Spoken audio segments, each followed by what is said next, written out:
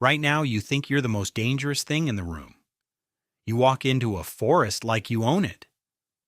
You, a soft, slow, mostly hairless ape who gets winded climbing 2 flights of stairs and screams at a spider in the bathroom. No claws, no fangs, no fur. A top speed a house cat finds adorable. But somehow you strut around this planet like the landlord. Here's the part that should keep you up at night. For almost the entire story of being human, you were not the one doing the hunting. You were the meal. Something was always watching you from the dark, and it was hungry. So here's the question this whole video is going to answer. Out of everything that ever stalked, ambushed, and ate our ancestors, what hunted us the most? And let's be honest up front, it's not lions. Everyone guesses lions. The real answer is stranger. There's more than one suspect, and the case is still open. Because the animal that hunted us the most might not be the animal that changed us the most. Stick around till the end, because the last suspect on this list is still hiding inside your head right now, and you still flinch at it without knowing why. Let's open the file. First, the uncomfortable truth. For most of our history, humans were not predators. We were prey, not the scary kind of animal, the snack kind. Picture what we actually were 2 million years ago. Small, slow on the ground, no armor, no natural weapons. Basically a walking lunchbox that could scream. And we lived in a world crawling with things that wanted to eat us. This was never one villain. It was a whole menu, and we were on it. So we're going to do this like detectives. We line up the suspects, we look at the real evidence, actual fossils with actual bite marks, and we work out who did the most damage. Some of these you will expect. One of them comes from the sky. One of them is basically a log with teeth. And one of them is so small and so old, it may have shaped the way you literally see the world. Suspect number 1 is the one we have the clearest evidence for. And that evidence is a skull with 2 neat holes punched in the top. Let's start with the suspect the evidence points to hardest. South Africa, a cave called Swartkrans. Scientists dig up an ancient skull, an early human relative, over 1 million years old. On the back of that skull are 2 small round holes. For a long time, nobody was sure what made them. Then someone had an unsettling idea. They took the lower jaw of a leopard and turned it over. The 2 fangs on that jaw lined up with the 2 holes. Perfectly. Like a key sliding into a lock. That's not a coincidence. That's a leopard grabbing a human by the head. And here's what nobody tells you about leopards. They don't just kill you, they carry you up a tree. A leopard will haul something its own body weight straight up into the branches to eat in peace, safe from lions and hyenas. So picture it. Your ancestor climbs a tree because a tree used to feel safe. But the leopard is already up there, waiting. For our ancestors, the leopard turned the one safe place into its own pantry, and the fossils agree. In some caves, that pile of old bones isn't a graveyard. It's the bottom of a leopard's lunch tray. So the leopard is suspect number 1, the clearest case on the whole board. But the next attacker didn't come from the trees. It came from a direction your ancestors never thought to guard. Straight down. In 1924, in a limestone quarry in South Africa, workers found a small skull. It belonged to a child, a very old child, about 3 years old and about 2.5 million years old. We call it the Taung Child. For decades, it was famous for one thing. It helped prove that we evolved in Africa. But a detail hid in plain sight for 70 years. The damage on that little skull. In the 2000s, researchers looked closely at the marks around the eye sockets, and they matched something specific. The talons of a large bird of prey. The Taung Child wasn't killed by a cat on the ground. It was taken by an eagle from the sky, Modern crowned eagles in Africa still hunt monkeys in exactly this way. They drop out of the canopy at highway speed and strike straight through the skull. To a small ancient human, an eagle wasn't a bird. It was a silent death that fell out of the sun. And think about what that does to a mind over millions of years. You can watch the ground, you can climb away from the ground, but how do you defend against a place you can't even see? You don't. You just get unlucky.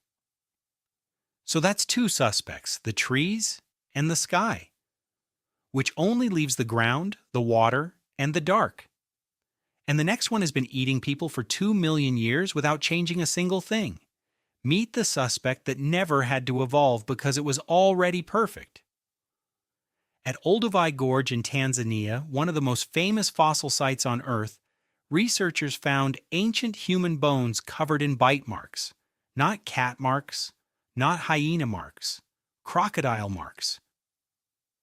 And they named the animal that most likely made them, Crocodylus anthropophagus. The name literally means the man-eating crocodile. It had strange little horns on the back of its head, and it shared the water with our ancestors nearly 2 million years ago. Here's why the crocodile is such a nasty suspect. It never had to chase us. It just needed us to be thirsty. Every single day, our ancestors had to walk to the water and drink. There's no skipping that. No cleverness, no fire, no spear changes the fact that a body needs water. So the crocodile ran the perfect business. 0 overhead, 0 effort, stay still. Wait at the one place your food can't avoid. Let lunch walk right to you. A lion has to clock in for every single meal. A crocodile just needs patience, a good spot, and no commute. And here's the part that should give you chills. That prehistoric crocodile, ambushing humans at the water 2 million years ago, is doing the exact same thing today. The animal never got a software update. Same predator. Version 1.0, still running 2 million years later. We're still the ones walking up to the edge. So the trees, the sky, and the water were all trying to kill you. You'd think that's a full lineup of predators already. But we've barely opened the file, because ancient Africa wasn't just more dangerous than today. It was crowded. Try to picture the actual neighborhood our ancestors lived in. Today on a safari, you might see a few big predators, spread thin across a huge landscape. Back then, that same landscape was stacked with them, and several were bigger than anything alive now. Take the hyena. You're picturing the hunched little scavenger giggling in a nature documentary. Forget that one. There was a giant hyena, Pachicrocuta, roughly the size of a lioness. Its jaws could crush solid bone the way you crush a breadstick. It didn't leave leftovers. It ate the leftovers, bones included. Which is kind of rude because it means it destroyed the evidence. Some of our ancestors never got a fossil. They got digested. And it did not hunt alone. It shared the map with several kinds of saber-toothed cats. Not one, several, at the same time in the same place. So an ancient human crossing the savannah wasn't dodging a predator. They were walking through a room full of them. Now, so far, all of our suspects are big, obvious, and terrifying, but the case file has a twist, because one of the scariest names on this whole list might actually be innocent. For years, there was a famous theory about a specific saber-toothed cat called Dinofelis. The idea was chilling. Some researchers suggested Dinofelis might have been a specialist, a cat that actually preferred hunting us, a predator that looked at early humans and thought, that's my food. It's a fantastic villain. It shows up in books and documentaries everywhere. But here's where being honest matters more than being scary. When scientists studied the chemistry locked inside Dinofelis fossils, the chemistry that reveals what an animal actually ate, the specialist story started to fall apart. The evidence suggests it mostly ate grazing animals like antelope, not a steady diet of us. So Dinofelis probably wasn't a human-hunting supervillain. It was more like a big cat that would happily eat you if you were convenient, but wasn't building its whole life around it. Which honestly is not that comforting either. And this is the thing about the entire case. It keeps changing. Every few years, a new fossil or a new method rewrites who the real culprit was. The leopard is still the clearest. The eagle is still the biggest surprise. But the exact ranking keeps shifting. Now step back and look at all of it at once. Leopards in the trees, eagles in the sky, crocodiles in the water, giant hyenas and saber-tooths on the open ground. That's not bad luck. That's a species that spent a very long time as food, which raises a genuinely uncomfortable question. If everything out there was hunting us, how are you here, watching this, holding a snack completely relaxed? Hold that thought. Because first, there's the suspect promised at the very start. The small one. The old one. The one still hiding inside your head. Rewind. Way back. Long before leopards and eagles were the main problem. Before we were anything close to human, our tiny ancestors were small mammals living in the trees. And the deadliest thing in their world wasn't big at all. It was the snake. In 2006, an anthropologist named Lynn Isbell proposed something wild. She argued that snakes were the first serious predator of our primate ancestors, tens of millions of years ago. The very first thing that hunted our line wasn't a lion or a bear. It was a thing with no legs that you could step on in the dark. But her idea goes much further than danger. Isbell suggested that the constant threat of snakes actually shaped our eyes and our brains. The primates who survived were the ones who could spot a snake, frozen and hidden, a split second faster than the rest. So over millions of years, evolution turned the dial on our vision all the way up. That sharp, forward-facing, detail-obsessed eyesight. The visual brain that lets you read these words. Part of the reason it's so good might be snakes. Think about that for a second. You may be able to see the world this clearly because 100 million years of your ancestors were terrified of stepping on a noodle. And there's a strange clue that backs this up. There's a kind of lemur on Madagascar that evolved on an island with almost no dangerous snakes. And compared to other primates, its snake detection wiring is weaker. Different threat, different brain. Now here's how you can feel this theory in your own body right now. Have you ever jumped at a garden hose, a curved stick, a crack in the pavement? That jolt of fear before you even finish looking, that's not silly. That's a survival system older than the human face, still firing inside you today. The snake never went extinct. It just moved into your nervous system and stayed. So which one wins? Which animal hunted us the most? We're almost ready to give a verdict, but there's one honest thing we have to say first. Because none of this is safely in the past. Here's the uncomfortable footnote. You're not actually off the menu. Not completely. In parts of the world today, crocodiles still kill hundreds of people every year. Leopards and tigers still take the occasional person who wanders too far, alone. There were the Tsavo lions in Kenya, a pair that famously hunted workers at a railway camp in the 1890s. There was a single tiger in India, the Champawat tiger, blamed for a staggering number of human deaths before it was finally stopped. So when we say we became the apex predator, we don't mean we became untouchable.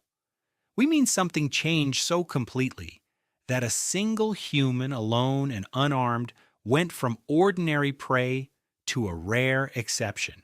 So what changed? How does a walking lunchbox that could scream end up sitting on top of the food chain? The answer isn't fangs. We never grew any. It's not claws or speed.